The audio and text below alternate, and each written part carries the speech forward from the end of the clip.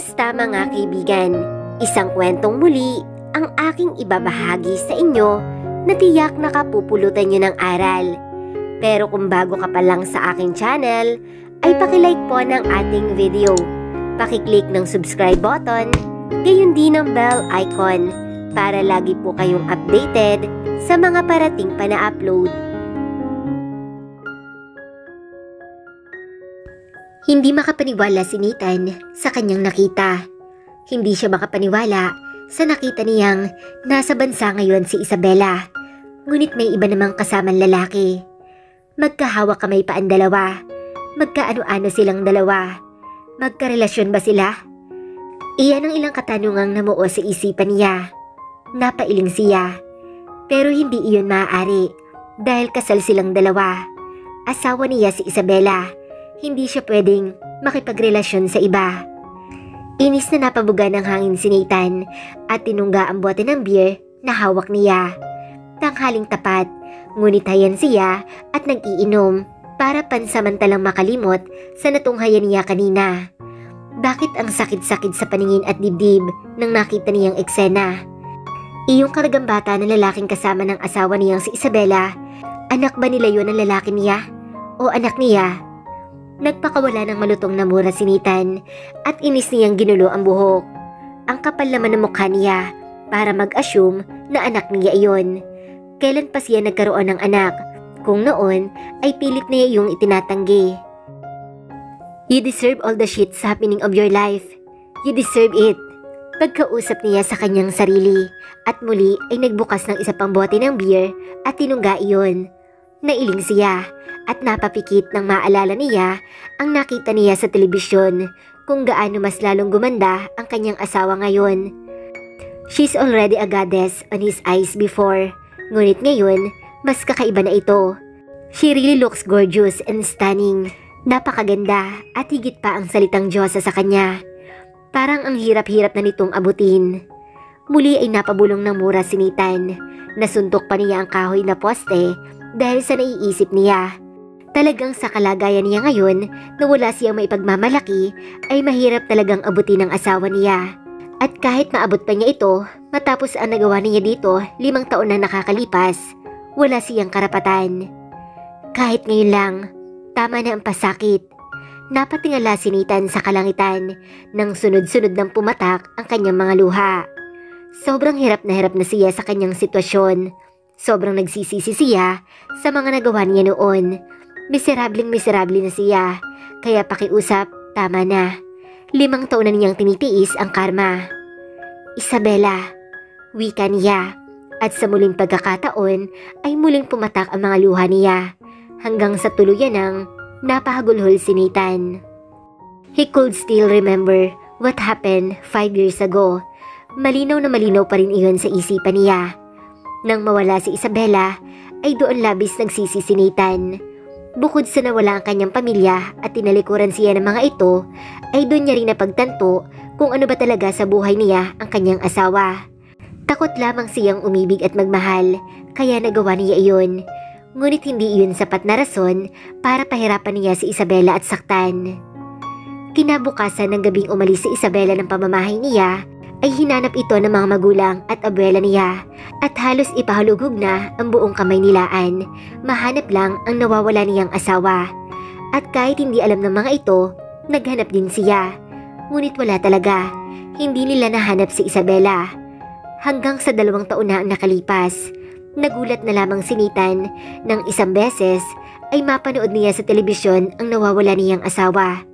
Hindi niya akalain na sikat na modelo na ito sa ibang bansa at hindi niya alam kung papaano ito napunta doon, papaanong nangyari iyon. Ngunit na mga oras na iyon, alam niya sa sarili niya na wala na talaga siyang babalikan pa. At nang makita niya nga ito sa balita kanina, muli na naman siyang sinampal ng katotohanan na wala na talaga. Nag-umpisa sila sa mali ni Isabela at kailanman ay hindi iyon maitatama. Lalo na at paniguradong kinamumuhian siya nito at sa kanilang dalawa, siya lamang ang nahulog dito. Minahal niya ito sa hindi inaasahang pagkakataon at siguro Itatago niya na lamang iyon at tatanawin na lamang sa malayo ang kanyang asawa at lihim na mamahalin. I am so proud of you, babe. Wala akong karapatan sabihin iyon sa'yo, lalo na at hindi ako naging mabuting tao sa'yo. Pero sobrang saya ko sa kung ano man ang narating mo ngayon. Bulong ni Nathan. Ang mga mata nito ay nakatuon sa bote ng beer na tila iyon ang kinakausap niya. Muli ay tinungga niya iyon at saka niya ipinikit ang kanyang mga mata. Nahiga siya sa duyan matapos niyang bitawan ng bote ng alak. Napabuga siya ng hangin at ngumiti na mapakla. At kahit nanghihina ang kanyang buong sistema, ay may kinuha siya sa kanyang bulsa na pantalon. Idinilat niya ang kanyang mga mata. Pagkatapos, tinitigan niya ang larawan ng kanyang asawang dinukot niya sa kanyang bulsa. Kinuha niya iyon sa isang website sa computer shop nang minsan nang nagtungo siya sa bayan nang utusan siya na matandang si Pido at pinaprint niya iyon. At kada nangungulila siya kay Isabela ay tinititigan niya na lamang iyon. Lalo na at parati niya iyon dala saan man siya magpunta. It's been 5 years already, babe. Akala ko makakalimutan lang kita kaagad. Pero hanggang ngayon ay may nararamdaman pa rin ako para sa'yo. Pagkausap niya sa litrato at muli ay nagpakawala siya ng isang mapait na ngiti. Muli rin siyang napabuga ng hangin at dinala iyon sa labi niya at kanyang hinalikan. Matapos noon ay muli niyang tinitigan ang litrato kung saan nakatitig lamang ang asawa niya sa kamera. Ngunit napakaganda ng kuha noon. She really looks like an angel on her pose. Ang taas-taas mo na at wala akong kakayahan na abutin ka. Well, you deserve all of your blessing. Your hard work's already paid. I'm so proud of you, Isabela babe. I love you. Muling wika ni Nathan at saka niya pinatong sa dibdib ang litrato bago siya tuluyang nawala ng malay dahil sa kalasingan. Hindi niya rin napansin ang muling pagpatak ng luha sa kanyang mga mata. Are you okay? Are you hurt? Kapapasok pa lamang namin ng sasakyan na sumundo sa amin nila Fiero at Ethan. Umiling ako sa naging tanong ni Fiero at nagpakawala ng isang tipid ng ngiti. I'm okay bro. Nahirapan lang ako at ang daming tao pero hindi naman ako nasaktan. Tugon ko naman habang chinecheck ko kung may sugat ba si Ethan. Bigla kasi idinumog kami ng media pagkalabas namin ng airport kanina. Hindi agad ako nakaalma. Mabuti na lamang at nandyan si Fiero at pinotektahan kaming mag-ina. At kung hindi pa ako nito hinawakan sa kamay ko, ay malamang naipit ako doon. Sari-sari ang mga itinatanong sa akin ng media. Isa na doon kung asawa ko ba si Fiero at kung anak namin si Ethan. Pero ni isa ay wala akong sinagot sa mga tanong nila. Kagagaling pa lamang namin ng ibang bansa at ang gusto ko ay ang magpahinga at wala sa plano ko ang sumagot sa mga tanong nila. Good. Tumango naman si Fiero sa naging tugon ko at saka bumaling ang paningin sa anak ko. Hinaplos nito ang buhok ni Ethan at napabuntong hininga. Hindi ko alam kung para saan ang pagbuntong hininga niya. Marahil ay nag-aalala lamang ito sa anak ko. Ikaw, nasaktan ka ba? Ani ko naman sa kanya. Hindi ko rin kasi maiwasang mag-alala, lalo na at siya ang marap sa media. Hinarang niya ang katawan niya upang hindi lang ako dumugin kanina.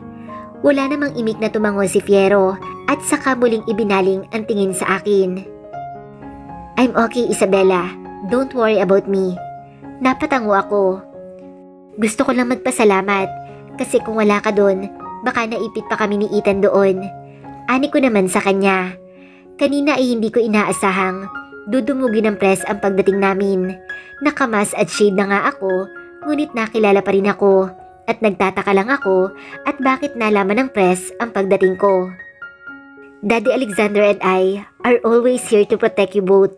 Nandito ako palagi para protektahan kayo kahit kanino, Isabela. Tugon naman ni Fiero, dahilan upang matigilan ako. Bigla kasi ay nagkasalubong ang mga mata naming dalawa. Hindi ko alam ang dahilan ng pag-islap ng berdeng mga mata ni Fiero. Ako ang unang nag-iwas ng tingin. Tumikim ako. Malayo pa naman tayo, hindi ba? Pag-iiba ko sa usapan. Nakatingin ako ng diretsyo sa unahan bago ko isinandal ang likod ko sa upuan. Mula naman sa gilid ng mga mata ko ay nakita kong ibinaling na ni Fiero ang kanyang paningin sa anak ko. bago ito tumango. Yes, simpleng tugon niya. Nakita ko pa ang paghaplos nito sa buhok nang natutulog na si Ethan. Sige, nagpapahinga na muna ako. Ani ko at ipinikit ko ang aking mga mata. Ngunit sa pagpikit ko na iyon, naisip ko naman ang mga mata ni Fiero. Nakislap iyon ngunit pakiramdam ko ay may lungkot itong itinatago. Nababasa ko sa mga mata niya na parang may kulang sa kanya. Oo, at berde ang mata ni Fiero. Halata namang hindi ito purong Pilipino. At iyon na nakapagtataka. At bakit napulot lamang siya ni Daddy Alexander noon? Anong nangyari? Pinalayas ba siya sa kanila? Inabandono ba siya ng kanyang ina? Masyadong misteryoso ang buhay ni Fiero, kaya hindi ako magtataka kung bakit ang tahimik nito. Napabuntong hininga ako at pilit na iwinaglit iyon sa isipan ko. Sinubukan kong matulog at ilang saglit pa nga lang ay dinalaw na ako ng antok. Tawag ng kung sino sa messenger ko ang naging dahilan upang maalimpungatan ako mula sa malalim na pagkatulog ko. Nang idilat ko ang aking mga mata, ay napansin kong nasa loob pa rin kami ng sasakyan. At nang ilinga ko ang paningin ko kay Fiero, ay naabutan kong nakasandal na rin ang ulo nito sa bintana ng sasakyan at mahimbing na rin ang tulog nito. Habang nakauna na sa hita niya si Ethan at nakaunat naman ang mga paa nito sa hita ko. Ni hindi ko na malayang kinuha niya sa akin ang anak ko mula sa pagkakakarga ko. Panay pa rin ang tunog ng cellphone ko. Kaya naman ay hinanap ko iyon sa bag ko at hindi ako nagulat nang makita kong tumatawag si Jenny. Malamang ay nabalitaan na nito ang pag-uwi ko. Plano ko pa namang sorpresahin si nanay at tatay, ngunit hindi pa man ay napurnada na. Wala sana akong planong sagutin ang tawag ni Jenny at baka kulitin lamang ako kung kailan ako uuwi. Ngunit naisip ko na baka magtampo ito sa akin, kaya walang ano-ano ay sinagot ko iyon. At halos mabingi naman ako nang bumungad sa akin ang malakas na pagtili nito dahilan upang i-connect ko sa Bluetooth earphone ang cellphone ko. At baka mamaya ay magising pa sina Fiero at Ethan sa ingay ng kaibigan kong ito. Isabela, nakita ko yung balita kanina. Nasa bansa ka na pala. Wala ka man lang pasabi. Hala, kailan ka dito babalik sa Cordova? Excited na kami ni Tita Amanda at Tito Abner na makita ka. At yung Junakis na si Ethan, oh my God Isabela. Tumitili pa ring anito sa akin mula sa kabilang linya. Natawa naman ako. Actually, I planning to surprise you sa pag-uwi ko dyan. Ani ko naman dito. Ay wow, oh ha, English? Taray ni Madam, English speaking na. Pangaasar sa akin ni Jenny. Natawa naman ako. Baliw ka talaga. Minsan ay hindi ko naman iyon sinasadya. Nasanay na lamang ako at naging bihasa na ako sa wikang English dahil sa 5 taon kong paninirahan sa US. Ngunit gayon pa man, hindi ko hinahayaang makalimot si Ethan sa sarili kong wika. Maganda pa rin ang alam nito ang wikang Filipino. Pero seryoso, kailan ang balik mo dito sa Cordova? Ngayon na ba? Grabe, sobrang excited na talaga ako makita ka muli, Isabela. Sobrang ganda mo sa screen. Ano pa kaya sa personal, ano? Dagdag pang aniya na tila namamangha sa akin. Mas lumawak pa ang pangiti ni Jenny sa akin. Napailing ako. Baliw, ako pa rin to, no? Natatawang saad ko. Lumipas lang ang 5 taon, pero ako pa rin ito. Wala pa rin nagbabago sa akin. Binago lamang ang mukha ko ng makeup na nilalagay ko at ng mga beauty products na ginagamit ko na nakukuha ko naman sa modeling ko. Sana all na-glow up. Ako kasi tamang kojik-kojik lang. Wika pa ni Jenny. Ano ka ba?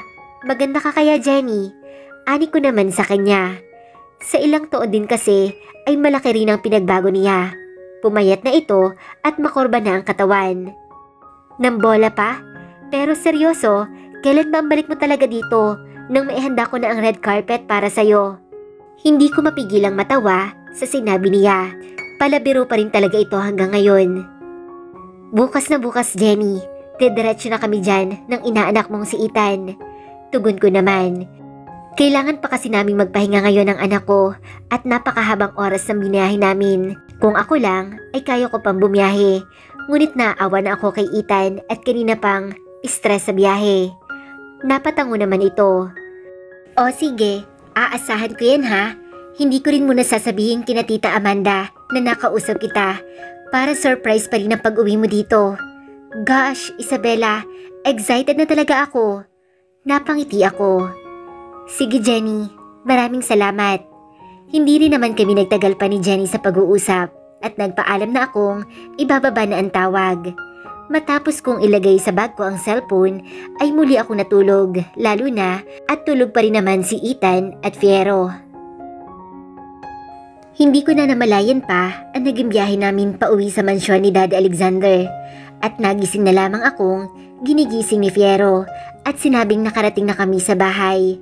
Sinalubong kami ng mga helper pagkalabas namin ng sasakyan at kinuha ang mga maleta namin. Sabay naman kami nagtungo ni Fiero papasok habang buhat-buhat pa rin ito ang natutulog na si Ethan. Pumanhig kami sa itaas sa kwarto para ilapag si Ethan.